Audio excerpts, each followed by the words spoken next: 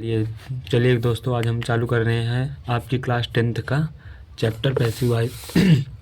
तो आप लोग इसे चैप्टर को पूरा देखिएगा और आप लोगों को 100% समझ में आएगा। मैं पूरा ट्रिक के साथ आप लोगों को समझाऊंगा। चलिए मैं शुरू करता हूँ बिना टाइम वेस्ट किए। आपको वर्ब किसे कहते हैं, किस पैसिव वॉइस किसे कहते हैं? वर्ब का वह रूप वॉइस कहलाता है जिससे पता चलता है कि कोई काम करता है या कर्ता पर कोई काम होता है। इससे यह पता चलता है कि कर्ता कोई कार्य करता है या कर्ता पर कोई काम होता है। चलिए हम आते हैं, अपना चालू करते हैं। आपको देखिए इसमें है, तो एक्टिव वॉइस किसे कहते हैं?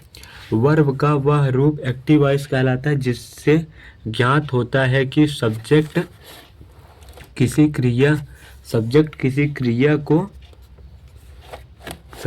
क्रिया को किसी कर्म पर करता है। कर्म को हम लोग ऑब्जेक्ट बोलते हैं और कर्ता को हम लोग सब्जेक्ट बोलते हैं। जैसा आप लोग यहाँ पर देख ही रहेंगे कि हम लोग कर्ता को सब्जेक्ट बोलते हैं और कर्म को ऑब्जेक्ट बोलते हैं। तो चलिए हम पैसिव वॉइस का भी आपको दिखा देते हैं। इसका स्ट्रक्चर भी मैंने बना के लाया हूँ। देखिए जनरल स्ट्रक्चर इसका तो यही है कि subject plus verb plus object. Subject रहेगा और is am are was were जो भी रहता है वो आपका वर्ब हो जाता है प्लस ऑब्जेक्ट। अब चलिए पैसिव वॉइस किसे कहते हैं? पैसिव वॉइस वर्ब का वह रूप पैसिव वॉइस कहलाता है जिससे ज्ञात होता है कि कर्म ऑब्जेक्ट पर किसी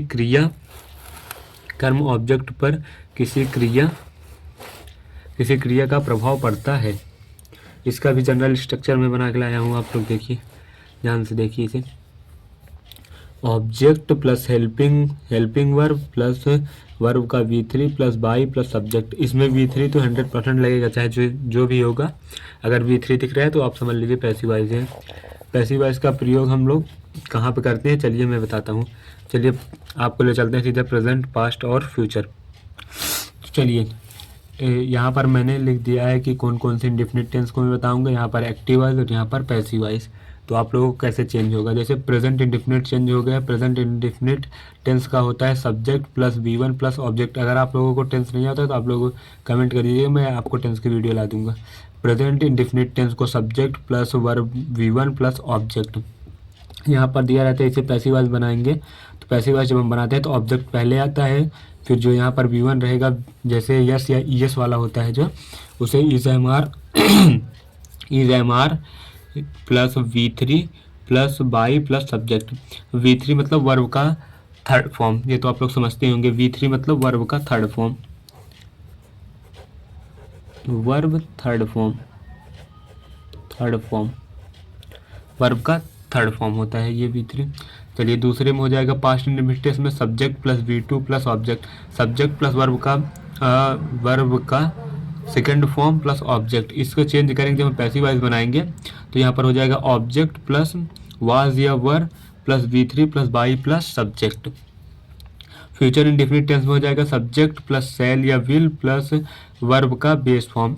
वर्ब का बेस फॉर्म मतलब वर्ब का फर्स्ट फॉर्म प्लस ऑब्जेक्ट। और चेंज हो गए तो ऑब्जेक्ट प्लस शैल या विल प्लस बी लगेगा प्लस वर्ब का third form plus by plus subject. इसका ये स्ट्रक्चर है।